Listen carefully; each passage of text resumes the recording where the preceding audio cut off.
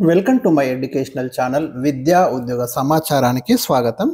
Degree first ఇయర్కి సంబంధించి మనకు 2025-26 ఈ అకాడమిక్ ఇయర్ నుంచి సిలబస్ చేంజ్ అయింది. ముఖ్యంగా తెలుగుకు సంబంధించి సెమిస్టర్ 1 సిలబస్, సెమిస్టర్ 2 సిలబస్ అయితే మనకు ఈ 2025లో మరి మార్చడం జరిగింది.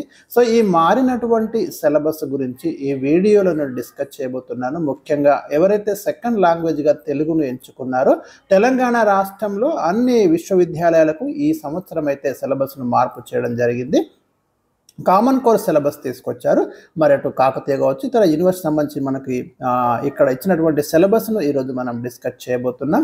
ఒకసారి చూడండి. మరి ఇలాంటి లేటెస్ట్ అప్డేట్స్ కోసం ఛానల్ని సబ్స్క్రైబ్ చేసుకోండి. మీకు ప్రతిరోజు current affairs, important general knowledge, competitive exams information ప్రతిదీ కూడా ఛానల్లో అందించడం అనేది జరుగుతుంది. కాబట్టి ఎవరైతే ఫస్ట్ టైం ఛానల్ చూస్తున్నారో తప్పకుండా వెంటనే సబ్స్క్రైబ్ చేసుకోండి. మీకు డిగ్రీ ఎగ్జామ్స్ సంబంధించి కూడా అప్డేట్ ఇన్ఫర్మేషన్ కావచ్చు, రిజల్ట్స్ కావచ్చు, ప్రతిదీ కూడా ఇవ్వడం జరుగుతుంది. ఇక మనకు ఇక్కడ ఫస్ట్ సెమిస్టర్ సిలబస్ను ఈ వీడియోలో మనం డిస్కస్ చేస్తే మనకి మొత్తం ఫోర్ ఏరియాస్ ఉన్నాయి. ఒకటేమో ఏరియా 1 ప్రాచీన కవిత్వం నుంచి ఒక 3 పాఠ్యాంశాలు తీసుకున్నారు. దాంట్లో మనకు ప్రాచీన కవిత్వం నుంచి తీసుకున్నటువంటి పాఠ్యాంశాలలో కుమారాస్త్ర విద్యా ప్రదర్శనం మహాభారతంలోని ఆదిపర్వం నుండి ఇది తీసుకోబడింది. నన్నయ్య అనువదించిన ఆదిపర్వం నుండి 6వ ఆశ్వాసం 2 నుండి 39 పద్యాలు ఇక్కడ తీసుకోవడం జరిగింది. ఇది ఇతిహాసం, ఎందుకంటే మనకు మహాభారతము, రామాయణం రెండు కూడా ఇతిహాసాలు. సో ఇతిహాసం నుంచి తీసుకోబడింది.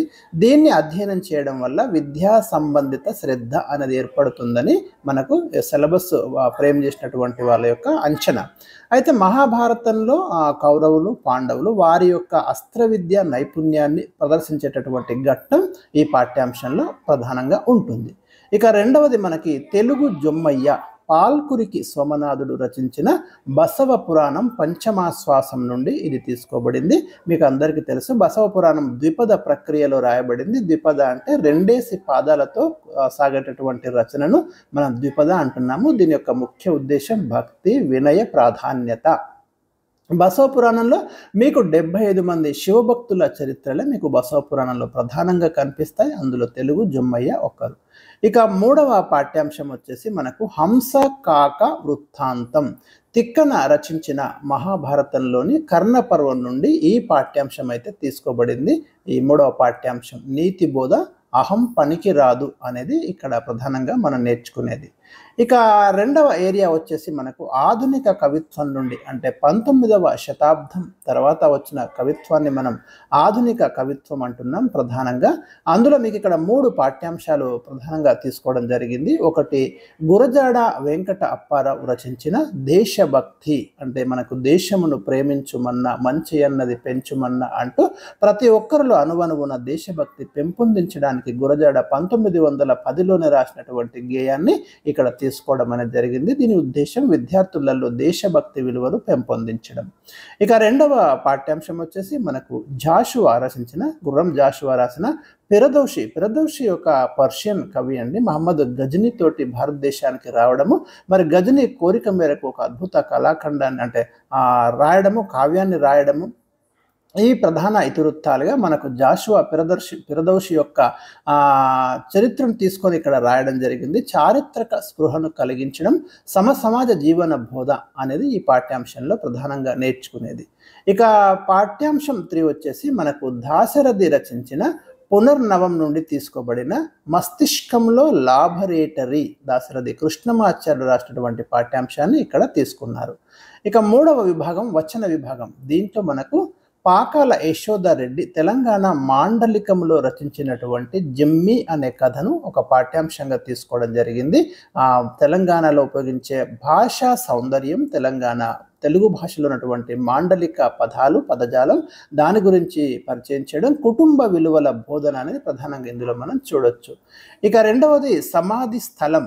ఇది ఒక కథ. పొట్లపల్లి రామారావు జైలు కథలు అనే ప్రత్యేక కథలు రాయడం జరిగింది. తెలంగాణ మాండలికంలో మరో కోణాన్ని స్పృశించడం. ఇక సమాధి స్థలంలో మనకు ధనవంతులకు పేదవారికి మధ్య ఉన్నటువంటి వైషమ్యాలు, వివక్షలు ఇక్కడ ప్రధానంగా మనం చూడొచ్చు.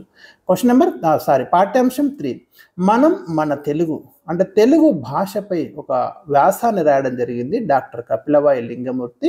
తెలుగు భాష యొక్క గొప్పతనాన్ని ఈ పాఠ్యాంశం మనకు వివరిస్తుంది. కాబట్టి తెలుగు భాష ఆవిర్భావం, తెలుగు ఏ భాషా కుటుంబానికి చెందింది, ముఖ్యంగా ద్రావిడ భాషా కుటుంబానికి చెందింది, ద్రావిడ భాషలు పరిచయము, దాంట్లో తెలుగు యొక్క ప్రత్యేకత, తెలుగు అజంత భాష, ఇలాంటి కొన్ని ప్రత్యేక అంశాలు ఇక్కడ అధ్యయనం చేయడం అనేది జరుగుతుంది. ఇక 4వ ఏరియాలో మనకు భాషా ఇతర నైపుణ్యాలు అంటున్నాడు. దీంట్లో మొట్టమొదట తెలుగు వాక్యం గురించి పూర్తిగా చదవాలండి. వాక్యం అంటే నిర్వచనం చదవాలి, వాక్యం యొక్క రకాలు చదవాలి. ఇక్కడ సామాన్య వాక్యము, సంశ్లిష్ట వాక్యము, సంయుక్త వాక్యము, తర్వాత కర్తృసహిత వాక్యాలు, కర్తృరహిత వాక్యాలు, నామ్నీకరణము, క్రియాసహిత, క్రియారహిత, కర్తరి వాక్యాలు, కర్మణి వాక్యాలు, ఇవన్నీ కూడా మనకు వాక్యాలలో రకరకాలు ఉన్నాయి. నవ్య వాక్య రీతులు, తెలుగు వాక్యం, దీని గురించి పూర్తిగా ఇక్కడ చదవాలి. ఇక ప్రసార మాధ్యమాలు, రచనా పద్ధతులు, అంటే నేటి ఆధునిక కాలానికి తగినట్టుగా ఈ సిలబస్ను డిజైన్ చేయడం జరిగింది. ముఖ్యంగా మనకు ప్రసార మాధ్యమాలు ఏవైతే ఉన్నాయో, టెలివిజన్ కావచ్చు, రేడియో కావచ్చు, ఇవన్నీ కూడా న్యూస్ పేపర్స్, ఇవన్నీ కూడా ప్రసార మాధ్యమాలు. వీటిలో రచనా పద్ధతులు ఏ విధంగా ఉంటాయి, ఏ విధంగా రాయాలి అనేది విద్యార్థులకి చాలా ఉపయోగకరమైనటువంటి టాపిక్, ఇంట్రెస్టింగ్ టాపిక్ కూడా. ఇక 3వది వికీపీడియా పరిచయం, వినియోగ విధానాలు. వికీపీడియా అనేది మన అందరికీ తెలిసింది, ఒక ఆన్లైన్ విజ్ఞాన సర్వస్వం అండి. మనకు ఏది ఉన్నా కూడా ప్రతిదీ కూడా మనకి ఇక్కడ అందించడం జరుగుతుంది. ఏది సెర్చ్ చేసినా కూడా మీకు వికీపీడియా ద్వారా మరి అందించడం అనేది జరుగుతుంది. సో దానికి సంబంధించి వికీపీడియా గురించి పూర్తి వివరాలు అయితే ఈ పాఠ్యాంశంలో అధ్యయనం చేయడం అనేది ప్రధానంగా మనం చూడొచ్చు. సో ఇవి మనకు ఇక్కడ తెలుగు ఫస్ట్ సెమిస్టర్ సంబంధించి తీసుకున్నటువంటి సిలబస్. మరి నెక్స్ట్ వీడియోలో 2వ సెమిస్టర్ సిలబస్లో మీకు ఎక్స్ప్లెయిన్ చేయడం అనేది జరుగుతుంది.